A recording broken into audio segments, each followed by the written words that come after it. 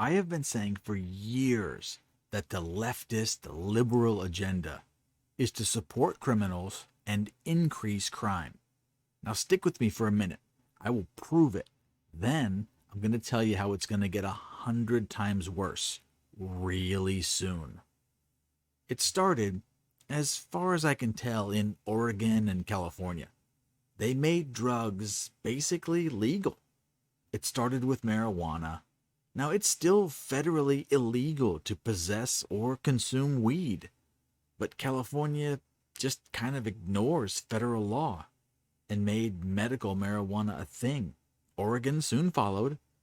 Now, when you break one federal law without any consequences, it becomes much easier to break other federal laws.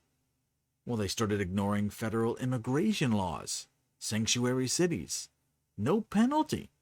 So we got illegal gang members and drug runners treating the border like a giant revolving door.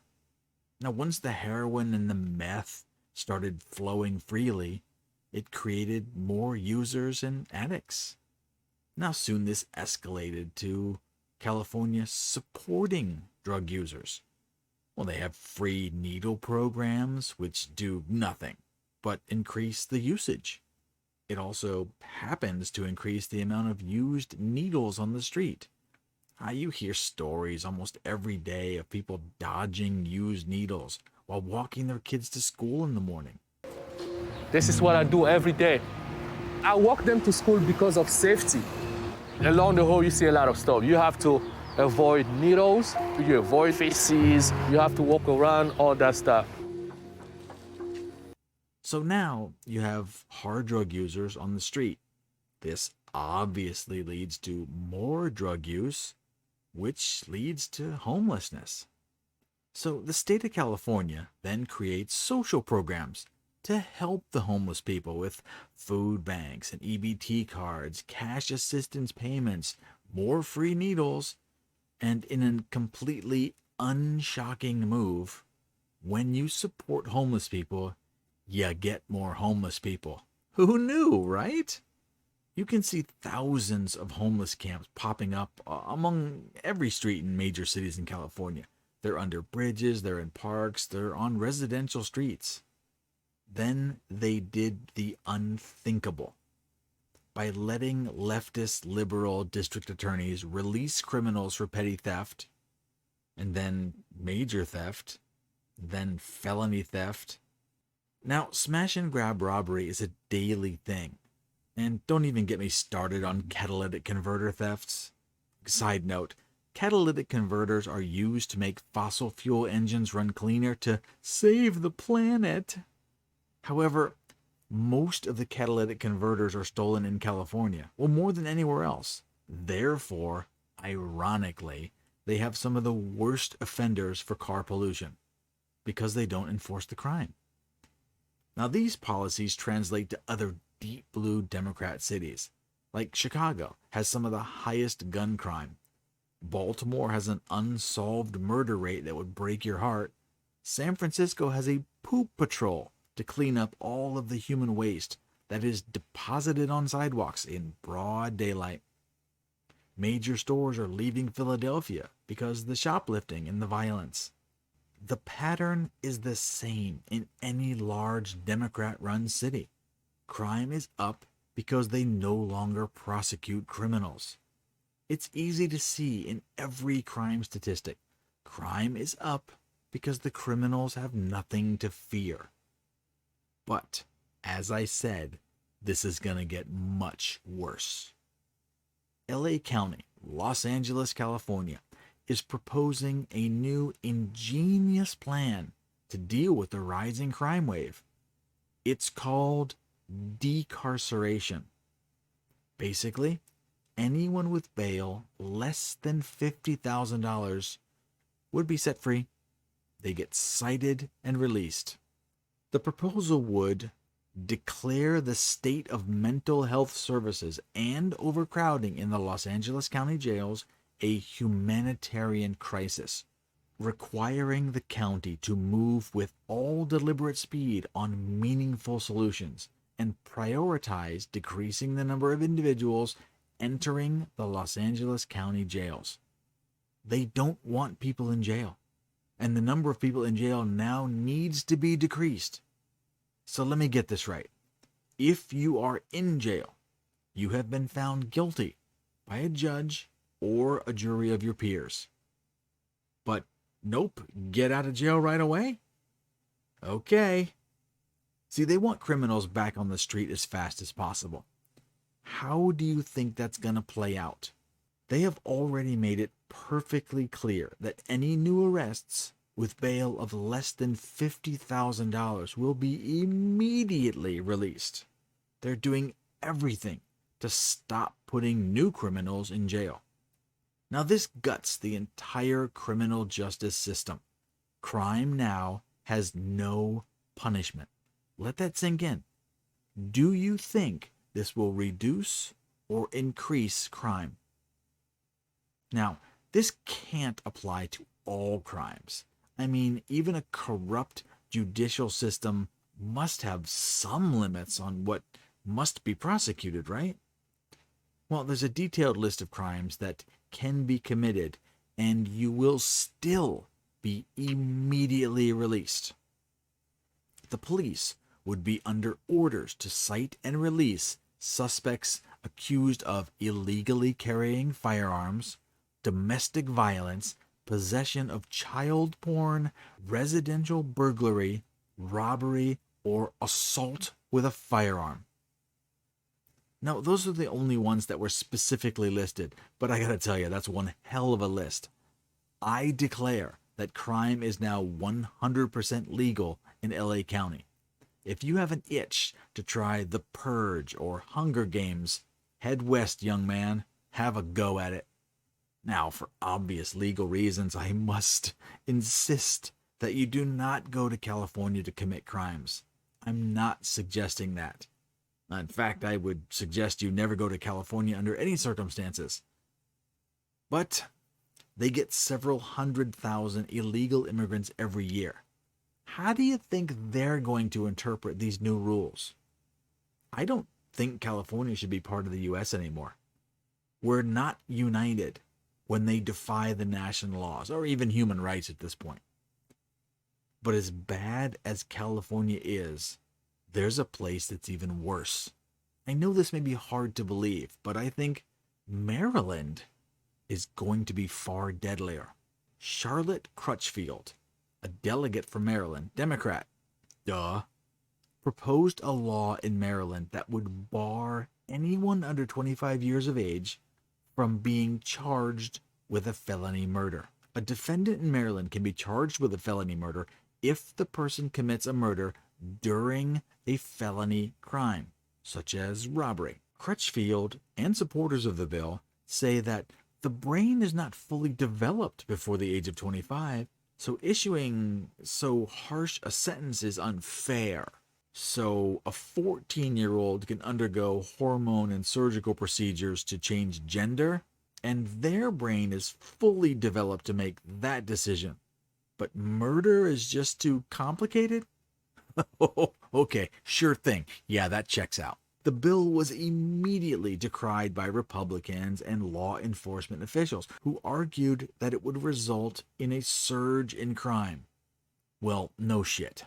When you look at crime statistics, you'll see that much of the violent crime in Democrat cities is committed by young men.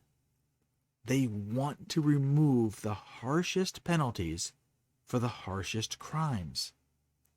Why do Democrats want so much crime? I can't figure it out. You'd think that even self-preservation would want to keep their cities safe. But no, they want them to be as violent as possible. I seriously can't wrap my head around this. Now, a wild theory might be that they just want this as some psychotic form of population reduction by having inner city kids just take each other out in huge numbers. I don't know. They are proposing to basically decriminalize homicide. Now, we know that because of the Soros-backed district attorneys, simple robbery crimes are barely punished. or they're reduced to simple misdemeanors that are then essentially ignored. But now, if the criminal is committing a robbery and the victim happens to die, still no punishment? Are you kidding me right now? At what point? What does a criminal have to do to get arrested for a felony in Maryland? Do you have to commit a robbery, kill the victim, then desecrate the body on the steps of City Hall while firing a machine gun into an abortion clinic? Would that do it? Wait, scratch that. I know how you can get arrested in Maryland. Wear a MAGA hat and jaywalk. Yeah, you'll get 2 years solitary confinement for that. That's almost guaranteed. You see, we have a two-tier legal system. One side can literally get away with just about any crime. But if you have family values, follow the law, pay your taxes, have a conservative mindset, respect the police, you'll be prosecuted for damn near anything, even if they have to make up a crime. So, is the legal system corrupt? Yes, absolutely. We're getting dangerously close to a point where the conservatives finally understand that the reason California is allowed to break any federal law they want is because the federal law enforcement has no teeth. If half of the country just stops participating, this can end with absolutely no violence. And that's the goal. No violence. Just stop following the rules if they only apply to one side. I'm not suggesting breaking any laws. Just stop participating. Stay home for a few days. Don't buy groceries. Don't buy gas. Take any extra money from your bank. If you happen to be one of those guys working at your local water treatment plant, it would be a real shame if your local town had some kind of delay with fresh water distribution. Hey, come on, accidents happen all the time. It's unavoidable. I'm not talking about sabotage.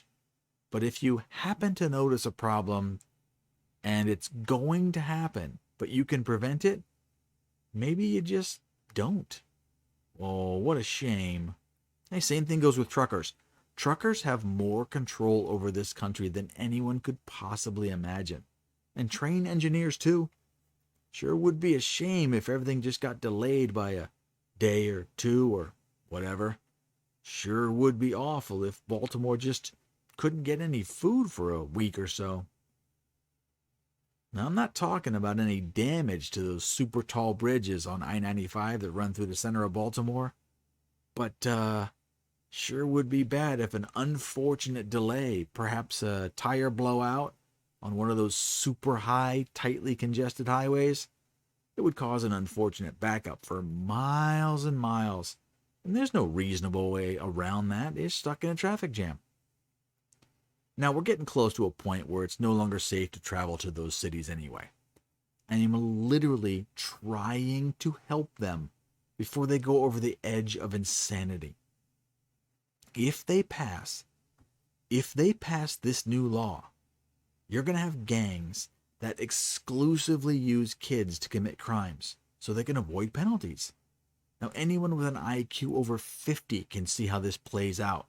It's going to be a bloodbath. At this point, it's dangerous to live in a liberal city, and it's getting worse every day with their decisions. The funny thing is, they think they're helping, but it gets worse every day. So they help more. Can they even be helped? They won't listen to reason, and they won't accept the evidence of their choices. Now, they always proclaim that they want to help, but you really need to look at what they're doing and ignore what they're saying. Every day you hear, we need to do this thing to protect the kids, or help the homeless, or save the planet. The thing they're trying to help doesn't even matter. The solution is always the same.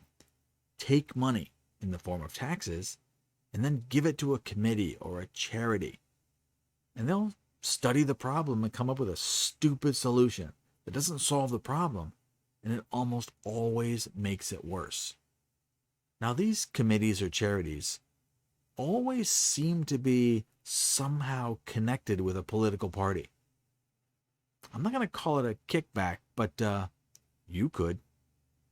Now, the reason they do this is devious, but it's quite simple. When this committee forms to solve the problem, they get paid, whether they solve the problem or not. But if they can show why it didn't work and just proclaim that, with a little more money, we can solve it next time, the money just keeps coming. Now, the best example of all time is the war against drugs. Let's be perfectly clear. Drugs won. They can't keep drugs out of prison. But the U.S. government spent billions, maybe even trillions of dollars fighting against drugs, with the budget expanding every year.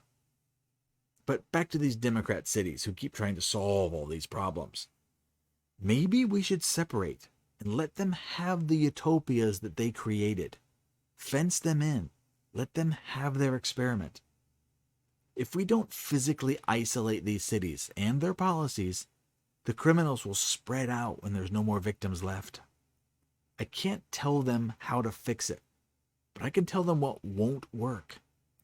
Removing any penalty for crime won't work. It only increases crime. The increased crime reduces population. That reduces tax revenue. Now, when people leave a city, their property values plummet, and that also reduces property tax receipts. So now we have empty cities, high crime, no tax revenue to fix it. Everything is going to look like Detroit, the flagship Democrat city. They're all going to be Detroit soon enough. This country is being torn apart by these policies. A country, or even a small town, cannot survive if there's no law and order. If criminals run free and they won't be held accountable, you're going to get vigilante justice. Now, unfortunately, that leads to lynchings and mob rule. When a person gets robbed in the middle of the night, they're not going to call the police. They're going to go get a shovel. You can't vote your way out of this anymore. Some cities are just too corrupt. And don't move to Florida or any other red state and keep voting for the same bullshit policies that destroyed the place where you came from. I could go on ranting for another 30 minutes, so I better wrap this up. But seriously, I need your opinions. These policies to release criminals, are they just pure evil? Or do they think they'll actually help? I can't figure it out. So drop some comments, leave some opinions. I really need to hear your thoughts on this. All right, I got more videos coming later, so I'll see you soon.